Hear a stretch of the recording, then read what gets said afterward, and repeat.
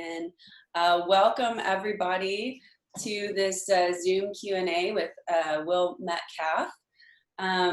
This is an event hosted by the Tallgrass Artist Residency. My name is Kelly Yarbrough. I'm kind of the program coordinator for the residency, along with my Matfield Green team. Derek Ham, also on this call, is my Matfield Green counterpart. I'm actually calling in from Manhattan, Kansas, where I live, about an hour and a half north of Matfield Green. But the Tallgrass Residency is really designed to invite artists of all different disciplines to spend some time in the tallgrass prairie of Kansas, centered in Matfield Green. So this is the 5th year of the program. Obviously, it looks a little different this year than in years past, but we're very grateful that we've been able to move ahead with the residency, since we are able to offer pretty isolated, controlled environments for our residents in sort of private lodging areas. This public program piece is something that we like to do. In the past, we've worked with different regional venues to host artist talks, demonstrations, things like that. Obviously, we didn't feel comfortable doing any kind of public programming in person this year, so instead we're doing these Zoom Q&As with our artists. But I think it's been really good that we're able to make this more accessible to people across time and space, really. So thank you all for joining us. The format of these has been pretty low key and informal. It's really kind of a conversation, just to check in with our artist that's on site right now and see what you're thinking about, what you're doing. The format here, we have a couple of other people that have joined us, so I'll just repeat myself again. If you can keep yourself muted when you're not speaking, that would be really helpful. Feel free to utilize the chat box on the right-hand side if you have any questions that come up while someone's speaking. But we'll also give folks a chance to ask questions verbally here too in a minute. Well, I want to welcome you here today. Welcome you to the Flint Hills, and why don't we just go ahead and get started? Maybe you can introduce yourself and just kind of give us a quick lay of the land of where you're at and what's going on this morning.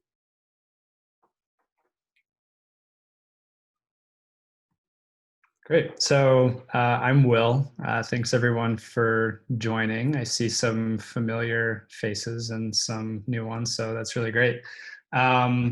So this morning, I just wanted to talk a little bit about some of the things that I've been working on and some of the things that have been kind of shared over social media, or either will be, or things that are in the works, just to talk a little bit about how I'm working through being here and how I'm exploring.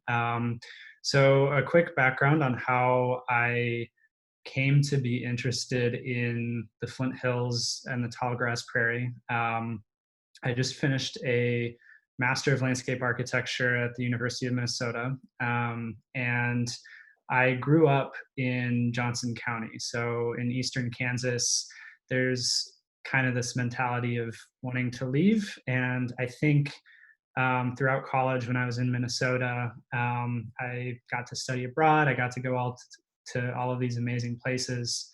And there was a point in my master's education where I wanted to look back at the state that I grew up in and kind of ask questions that were informed by my new training and knowledge and reading, and just how might I start to look at where I'm from in a new way. So I didn't grow up in the Flint Hills, but I grew up very adjacent to it. And that was sort of the immediate question of why I wasn't able to spend more time there, or why I didn't.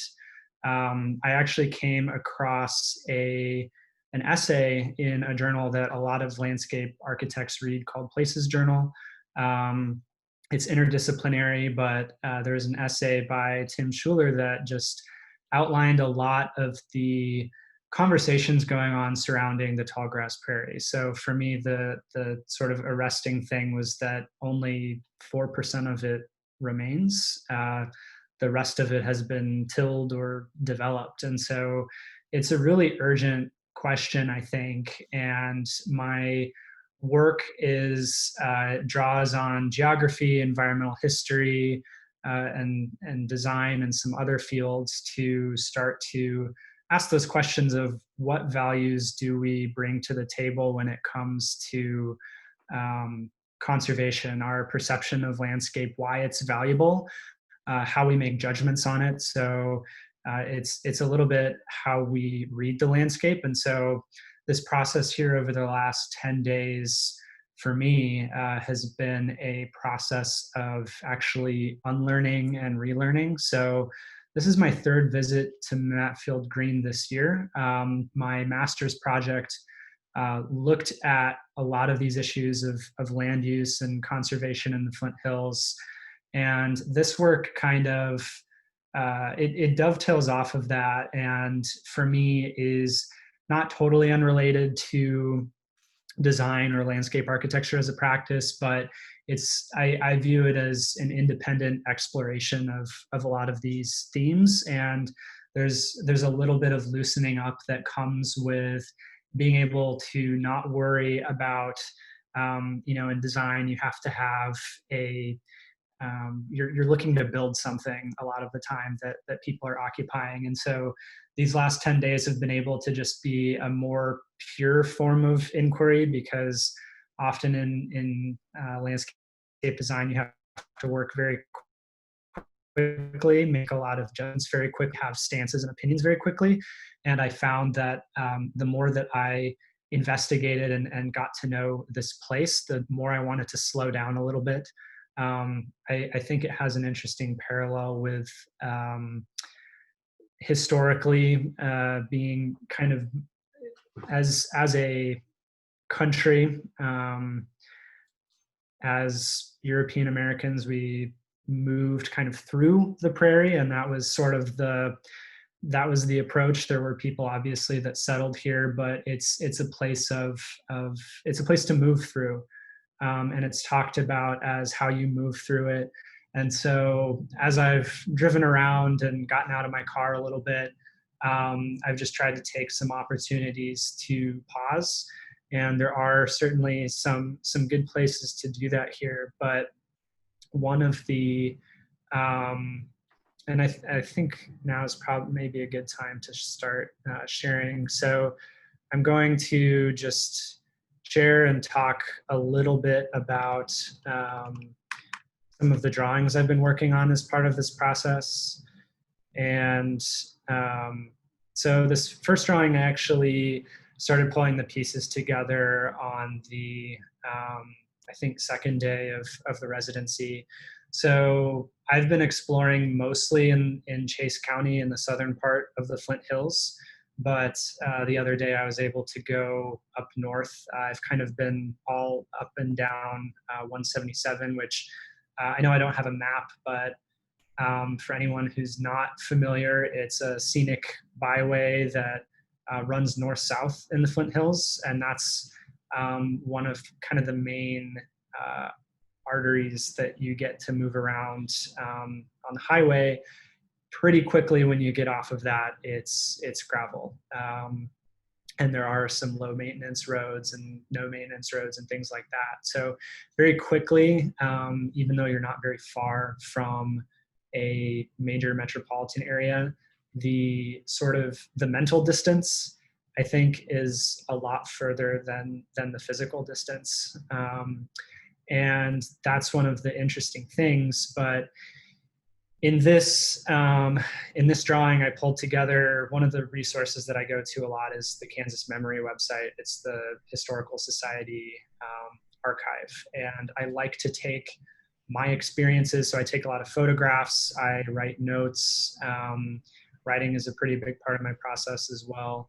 And I combine these things with the historical photographs that I find that actually parallel what I'm seeing today.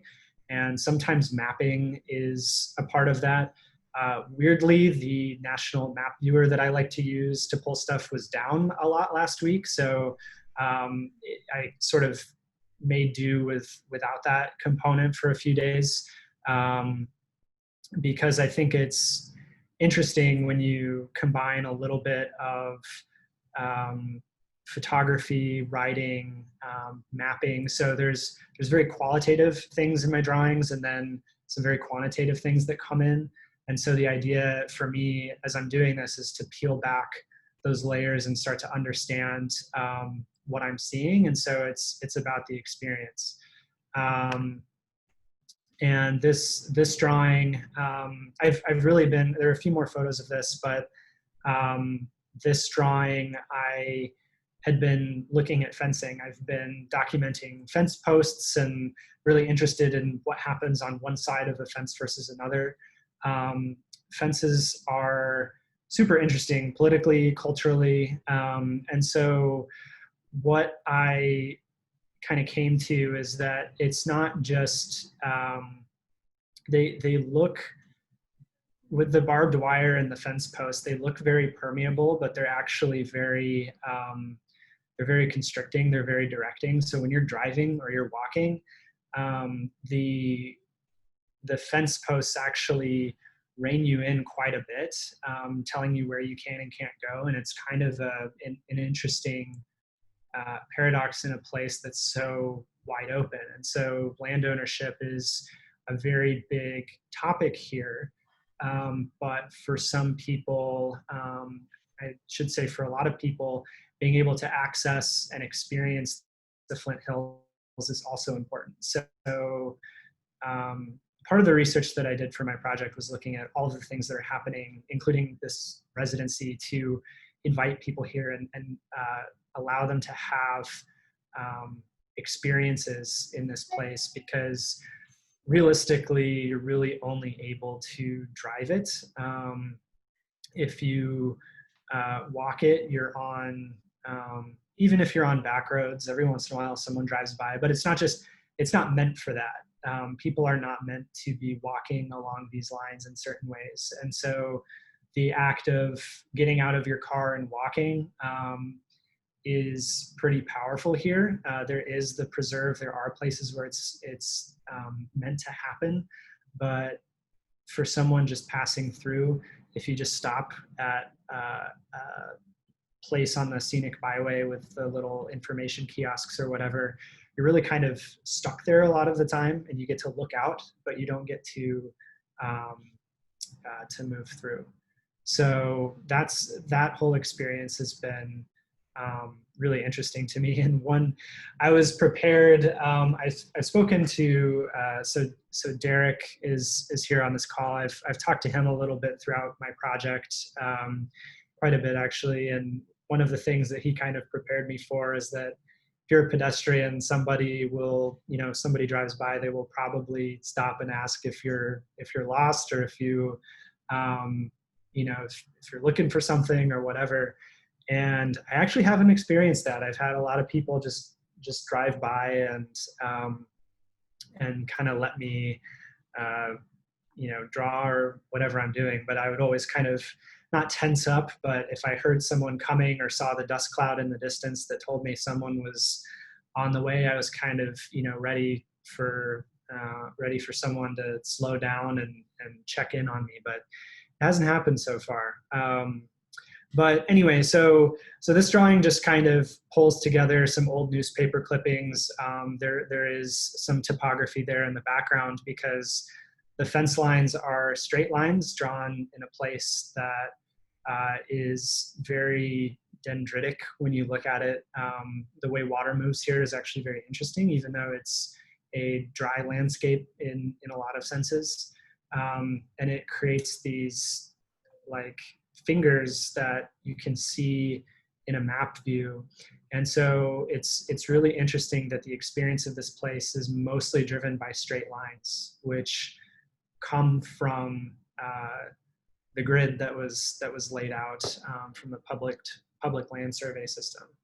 So without nerding out too much about that, the grid is also really interesting to me, and how that translates in a place like this where it actually starts to break down.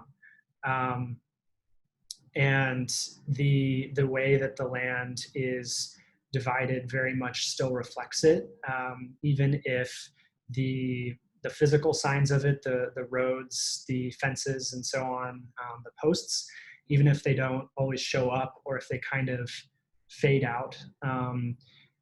It's going back to that further point of being kind of in between fences. That's really how a lot of the time you're allowed to move around here. So being in between fences, you're actually on that line that was drawn on a map, and you'll run into the corrections sometimes when you're driving, but the line actually becomes the place that you're allowed to be as a visitor, as opposed to its sort of intention as the way that you move along. So in Overland Park, where I grew up, for example, the road system there is it follows a grid very very rigidly, and that is the funnel for movement. And so that's equally true here.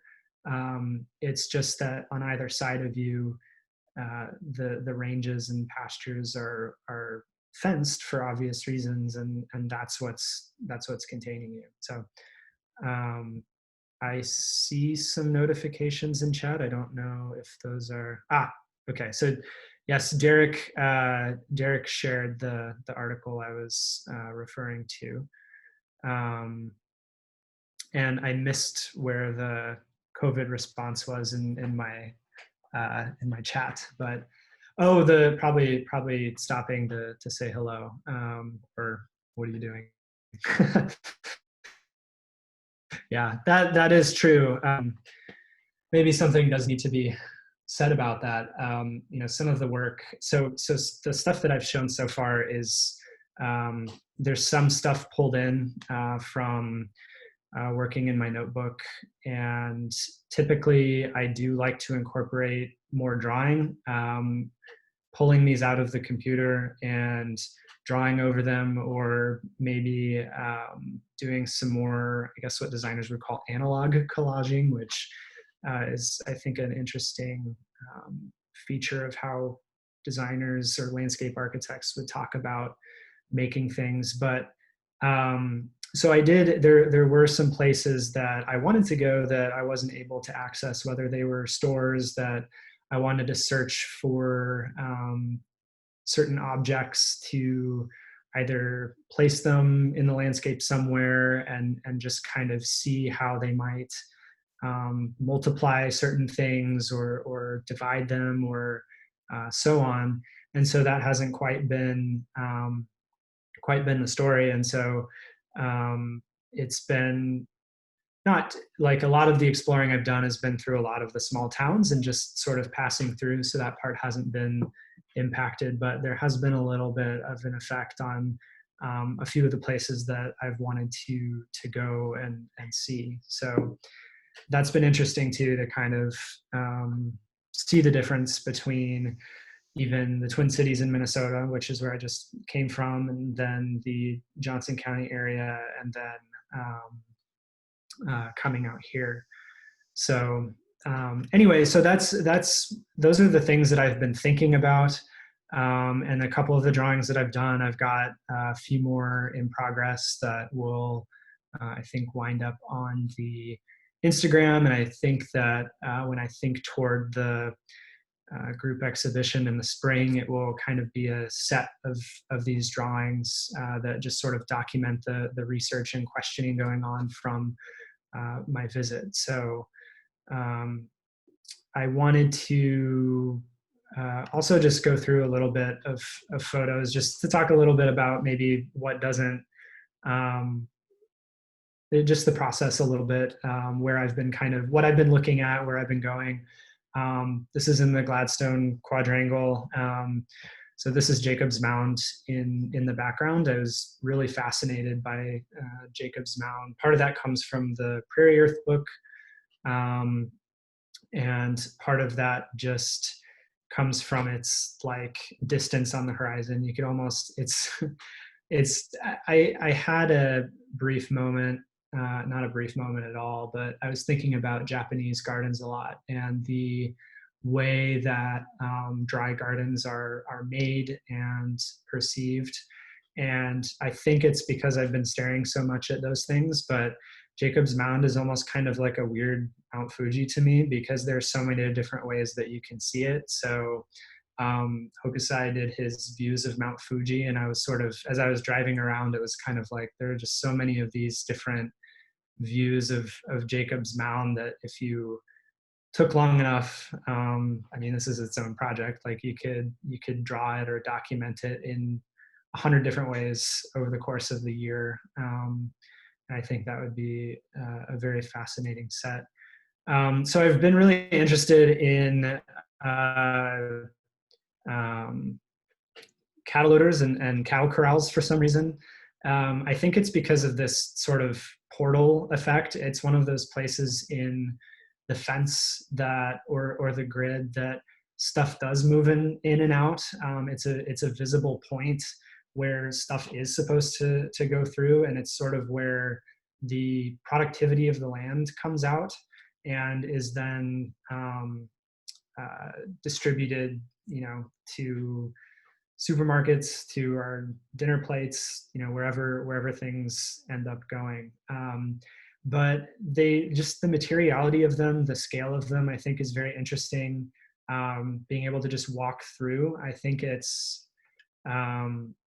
really powerful when they start to not fall apart, but that in a place like Chase County, a lot of things that are set up have just been allowed to exist in time and respond to it. There's been this cycle of ranching, but a lot of things built for it are have just sort of lasted against that. There's not a constant renewal that might happen in certain urban areas, and so I've just been looking at a lot of these, and I think they're just interesting how they come together. I know that some of them are kits that are kind of pre-made or offered by manufacturers. Some of them have the limestone base, like this one, that have likely been around a lot longer. But so that's just I don't know exactly what will come out of it. I've just been documenting some of these that I find interesting. And then I've been documenting fences as well, like I mentioned, but I think it's just so interesting that you can see in some places where those original stone fences were that the line has been redrawn. So there's this continual redrawing or reinforcement of the boundaries that make this place up and sort of make it what it is in a lot of ways.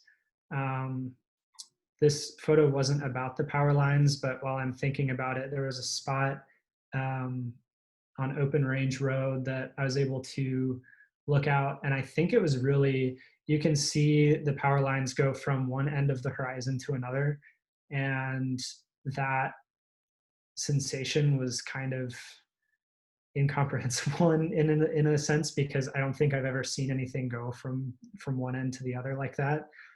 Because they, when you see something from afar, there's sort of an abstractness to it, and as it nears, you come to understand it more in terms of how big it is and what it's doing, and then it sort of disappears again as it goes off, and that is, it's just really incredible. And so these fences sort of operate in a similar way, where they just go. And I mean, the labor that it took to put these together, to see them, a lot of these might be 150 to 100 years old, the ones that are falling apart. And it's kind of you see this abandonment of a local material for the ubiquitous barbed wire that was a lot cheaper, a lot faster, and even though it still is backbreaking to put in fencing all day, it's a lot quicker and easier and cheaper than the stone was. So it makes a lot of sense from an economic standpoint. So I just think it's really interesting when those two things come together, because the barbed wire is really what enabled the west to be enclosed. So this, again, thinking about this not just as a fence, but it's a series of, this is a place where, this is an instance where history is stacked on itself, and you can see the changes in the materiality of what's valued, what's important, what is doing its intended purpose, and then what happens over time as you get distant from those previous ideas. So you sort of have the new and the old ideas manifested here, in a I think a really powerful way. And so I've also just been documenting like the different types of posts I've come across, anything that's interesting. I really love it for some reason. Whenever, I assume it's probably Osage orange or something that, or I grew up calling it hedge apple, just driven into the ground. And I just think it's really amusing for some reason. It's really interesting. These like individual decisions that were made at some point, you know, for a variety of reasons, switching up the post material. It's evidence that people are making these things or putting these things into the ground, and they have intent with it. It has economic and political consequences. It also has psychological consequences. And then these gateways where, you know, obviously this is where you enter and exit. And so these show up in all kinds of forms as well as portals. And it's really interesting. Again, going back to, I think the cattle corrals, the idea of a portal that sort of just marks where you enter into space here, because it's a space that it's so vast. It's kind of hard to understand or to spatialize it in certain ways. And so any kind of marker like this, I think, has actually been very powerful for me whenever I've been able to kind of enter into something that has made a lot of, or I should say, a big impact on my understanding of a particular place. And the preserve has this sort of theme as well for anyone who's been. You have the two buildings, and then you have the span across, and so it acts as a larger portal that you walk through, and you sort of have this opening out that I think is really interesting. And then just going along with fence posts, just stuff that's left over and stuck in the ground that were markers or you know, I don't know what this might have been. It might have just been marking a corner. I'm sure that locals have a context for this understanding, but as someone who doesn't have that, I just have this kind of abstract understanding of what it is and what it's doing and what it could be. And so I think those meeting points are really interesting too, where somebody comes in and kind of stares at something, is like, and then somebody might be like, well, that's just a rock jack or whatever. And you're just like, oh, okay. You know, that's just a very common, it's a common thing to see, and it kind of falls back into your mental map of a place. And so part of the work as well is kind of bringing these things to the fore and just thinking about them in a new way. And that just happens a lot of times because artists coming in, not just me, they might just not be familiar exactly with what they're seeing, and that can kind of afford new perspectives.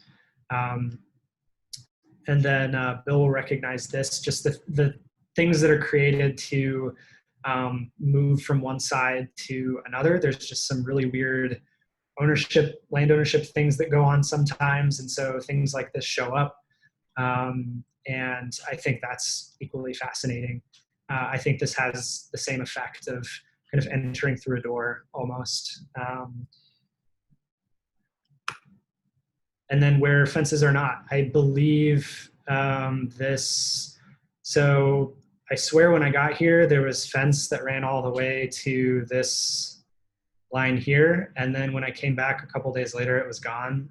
I know there's some work that's being done out here. So it was just kind of like psychologically, when a fence is removed, how it still kind of exists for a little while, at least in the mind.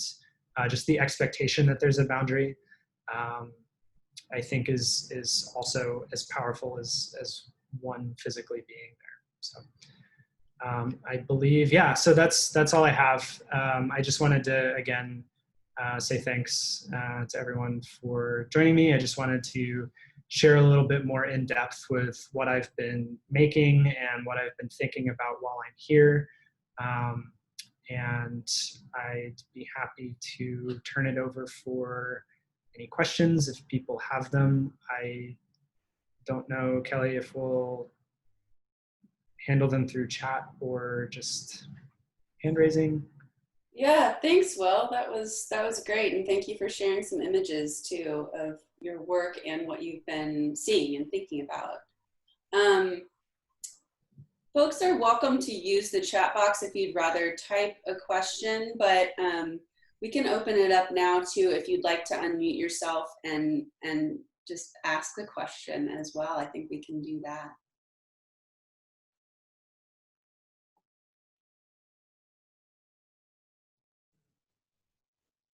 I have a question. Please. Sure. Will, what would you have bought?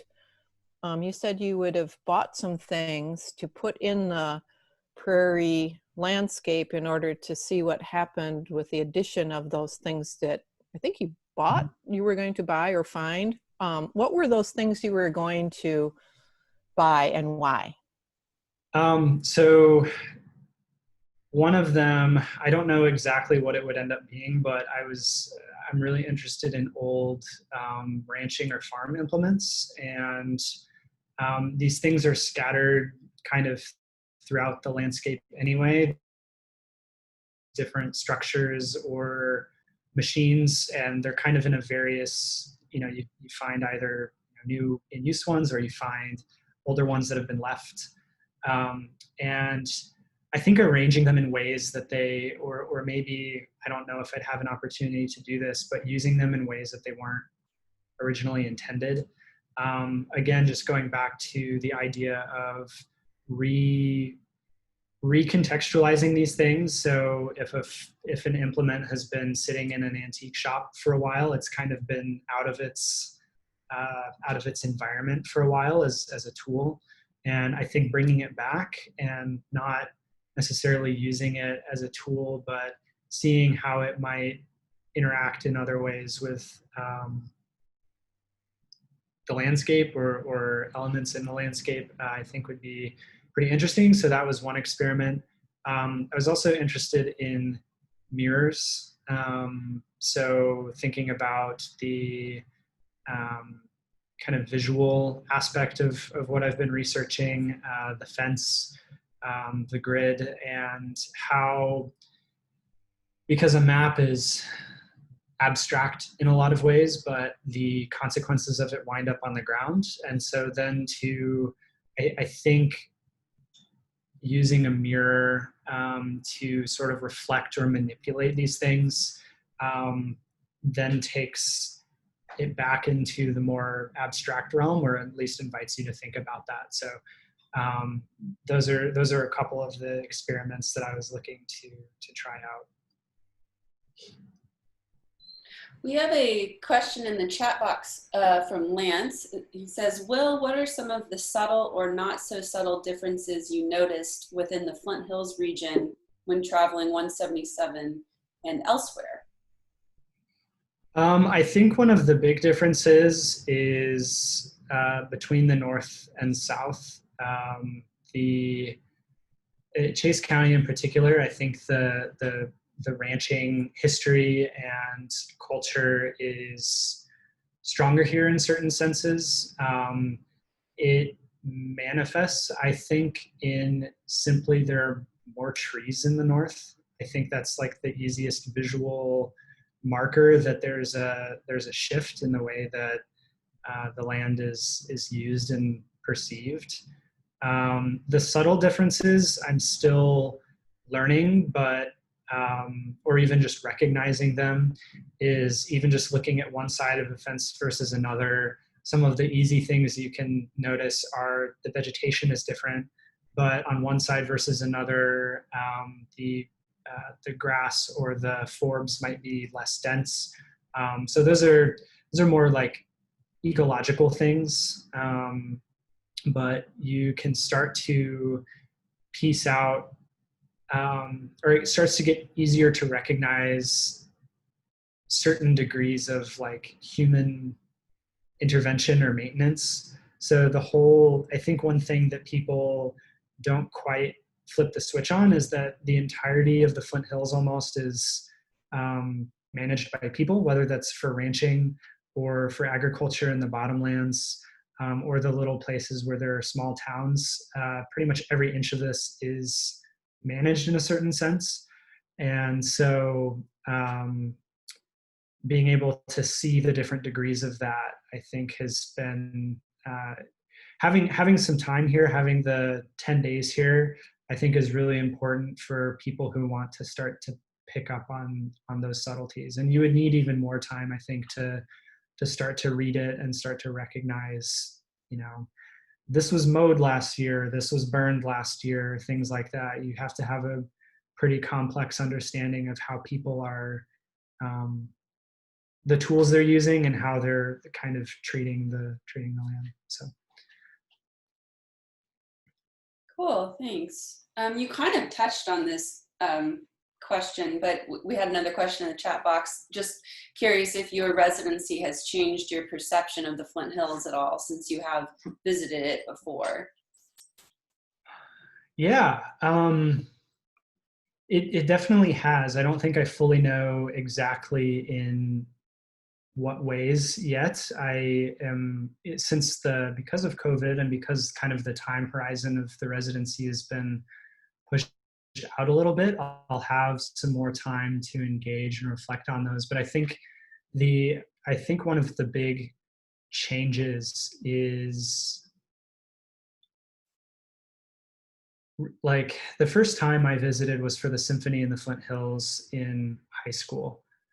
And when I first visited, I remember like riding some pretty rough gravel roads out to, I think we took the back way.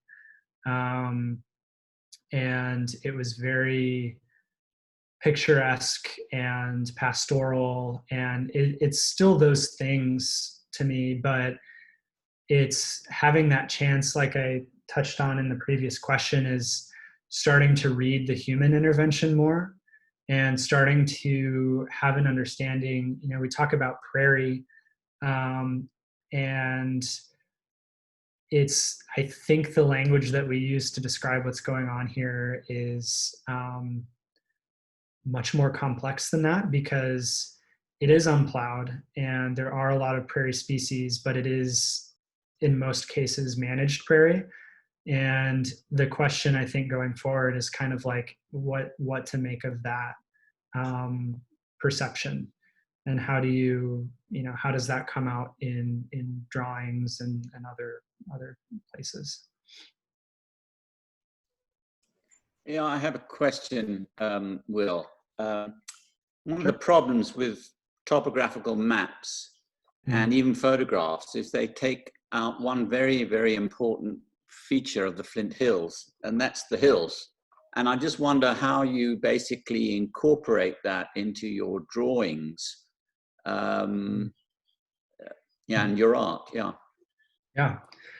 I actually had some difficulty with that in the design work I was doing, because the scale, I think, is really important when you're talking about the hills here, because it's such a long region north to south. And if you try to draw at the scale of even just a quarter section, the size of the drawing has to become much larger to capture that topography, I think, if you're a designer drawing at scale.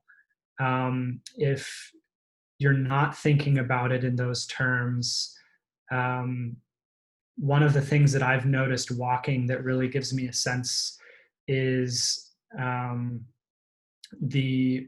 especially on a windy day, I think that the movement of the grass in front of you and the sound of that, and the being able to look out and relate that near bodily experience to this is sort of happening all around you for tens of miles. I think that relation of scale is really important, and it's something that I've been asking, but I don't think I've quite solved.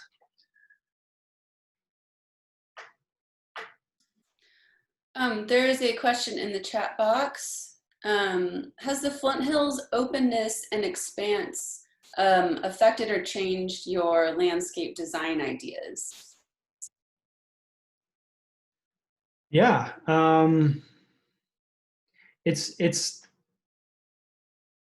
and I think this goes back a little bit to the question of hills, because if you're walking in the preserve, for example, it's very easy to see someone from a mile away, and it's very easy to see even a trough from a mile away, depending on where you are. And I think that has made me question what the putting anything, building anything here is actually very significant because of that expanse. And so the moment that you put something on the horizon line at all, it can be disruptive. Immediately your attention is drawn to it. That could be something that indicates the topography is lines tracing on the ground that don't exist on the map or wherever. So you can trace these things out.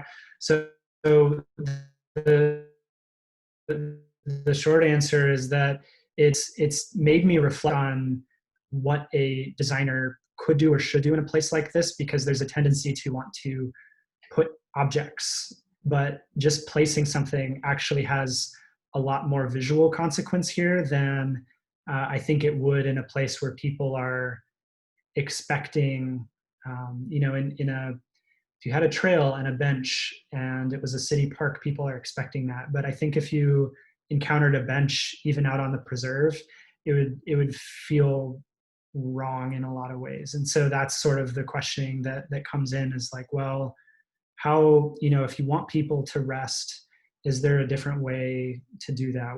What way is that? If you want to provide shade, because there's hardly any to find depending on where you are, how can you do that in a way that is, I think, respectful to these visual characteristics that you encounter? I have a question for Will. Sure. First, thanks for your talk and this conversation. Earlier in your talk, you mentioned your youth relationship to Overland Park and processes of unlearning. I was thinking about that youth relationship to place and how it resonated with me as someone who thought of fleeing.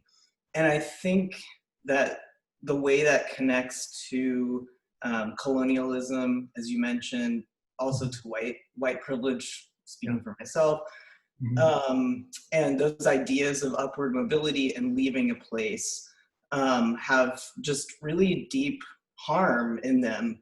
So I'm wondering how you relate to that now. How do you relate to, and how do you feel about this sense of like needing to revisit attitudes such as those to understand investing in place and making that connection in the work that you're doing? Yeah, I think that for me, I had the privilege to leave, and I had the means to leave. Not that it's a not that it's like, oh, thank God I got to leave, but there is, like, amongst my classmates in high school, I went to Blue Valley High School, a lot of people they think the valuable living is on the coasts or somewhere else. It's just not here. And one of the things that I've encountered in talking to people as I've gone through this project and this residency is just being an advocate for, even if I don't live here, I've recognized this place as a living place, and people live here. It's not just a weekend destination or something like that. And so I think when you're trying to navigate these attitudes, you also have to be very careful, because there are local desires for certain trajectories, but then also as a designer or as an artist, you can have an impact on how people value and look at a particular place. And what I wouldn't want it to be is simply a destination for the city. I'm interested in its kind of continued life into the future, and being able to travel to other countries. Like, I've been to some of the, I think what a lot of people would call I've been to some of the, like, National Geographic places in the world that you read about and see. And honestly, going there, they were mind-blowing, but it sort of made me come back and look at this place and say, this has it has that same power. It has that same value. How come that hasn't been recognized? And so you have to go back, to Manifest Destiny and the Homestead Act and all of these things to start to unpack it, and then how those things carry forward, and then not to discard them, but to say, what are things that can be carried forward from this? What needs to be reconciled? And those aren't things for me to necessarily provide answers to. But it is, I think, important to ask those questions and start to just unpack and hopefully help reveal and help other people unpack the preconceived things that they're bringing to the table when they just look at prairie. And I'd say the number one thing is, a lot of people just say it's prairie's garbage. And I think one of the, like, I've heard that, and now it's actually pretty hurtful, but a lot of it, you have to pause, and it's like, how do you engage with people on that? Because what I've come to realize is that a lot of the visual quality of what you see even out here is the consequence of how people have used the land. So if something looks patchy and sparse and bad, it's because it's been depleted by the way that we've used it. It's not an inherent characteristic of prairie. And of course, a lot of efforts have been made. I don't want to, so I've already gone on quite a bit about that, but that's sort of the gist. I do want to jump in. We had a question from the group. Lydia, did you want to ask your question? Yeah. Hi. So I'll be coming on the residency at the end of August. I'm really excited. Awesome. But I actually live on the prairie in Oklahoma. Mm-hmm. And I'm a member of the Osage Nation. And I guess one of the things I wanted to bring up is that the prairie itself is a man-made ecosystem that was actually made by the indigenous people of this continent, my people being caretakers of that land. And so it's interesting to hear you talk about this as a space that we pass through, when historically it's been a built environment. And so I guess my question is, in the framework of your art and in architecture, kind of how do you respond to this being a built environment that was made with intention, that's been a homeland for Indigenous peoples for hundreds of years, and also the idea that the prairie itself is this great carbon sink, and so it's an architecture against global warming, against climate change. Yeah, so that's an important thing to bring up, and I think that's also, so this is where I didn't talk about some of the work that I did in my project. Where I initially started off is with this idea of the Tallgrass Preserve, and the preserve is the result of decades of desire to set aside a portion of prairie. And without getting into too much of that, it goes to you have to look at the national park system in the United States. I think that the idea of setting aside land for the public is an incredible idea. I think it has an important place in conservation, but one of the things that people don't recognize about it is that it is in obvious ways it's a cultural institution, but it's actually it's a historical institution, in that it's not an official document, but Aldo Leopold's son produced a report that essentially said that national parks should be a picture of the landscape as Western settlers found it. And that's pretty problematic for the reasons that you mentioned, that the Flint Hills in particular, you could talk about the entirety of North America, has been occupied by people for at least 10,000 years. And that what the westward moving European Americans encountered was not, in fact, a pristine, untouched landscape. And so that's another layer that I don't always have time to talk about, but it's a really important one, in that when you say that, when I say you, I mean that when anybody says we need to conserve the prairie, it's a very arbitrary point in time that we often choose to conserve any landscape. And so it goes back to this idea of a living landscape, and a national park, while important, can sort of arrest certain processes. There's a lot of management and micromanagement that goes into making sure that national parks maintain an appearance that matches maybe some of the early survey photos. And it denies, I think, the agency of Indigenous people, in that they had very sophisticated ways of relating to and using the land, and they did so successfully for a very long time.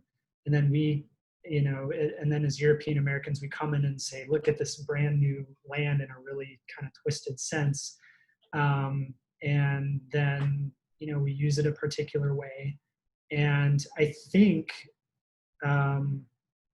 one of the interesting things, even though it hasn't been totally ported over, is that I do note here, though, that ranchers did at least acknowledge the use of fire and prescribed burning, and it was ranchers that disputed with the US government that had a no-burn policy for decades in the 19th century. And that was knowledge that they they obtained from Native Americans. And so that's another interesting layer on this, is how far back do you go in time when you want to conserve a landscape? And then what are the cultural values that are brought to the table? What are the historical events that have influenced the way that you're looking at a landscape that you don't even recognize are there? So so I have thought about that quite a bit, and I think that in a design setting, if you were to design the Flint Hills, which is a subject that I don't really, it's not going to happen. Nobody's going to top down design it. I think it would be really important to have people who historically occupied and lived on this land at the table, to think about its future as a living landscape. So. Well, thank you, Will. I am wanting to be mindful of the time here, and we're getting pretty close to 11. So I think we'll kind of wrap up here, but are there any last thoughts that you'd like to share before we end today? I just want to say thanks, everyone, for, again, taking the time to be here, and thanks for your interest in the work and these questions, and of course for the interest in this place. That's ultimately what is the personal side of what kind of drives me to continue thinking about these questions. And so I really like to spend time with and talk to other people who care about this place as much as I've come to care for it, only, very, very recently, relatively speaking. So thanks. Yeah, thank you so much. And thanks for everyone who joined the call today. It's really great to see this group of folks. Some I know, some I don't know. So that's wonderful. We had some past residents on the call. We have some future residents coming up this season. So thank you all for participating. This kind of discussion time is something we really want to encourage with the residency. And I'll say again that even though this year has been quite different as far as the format of the programming and everything, I think it's allowed us to hear from each other in a good way.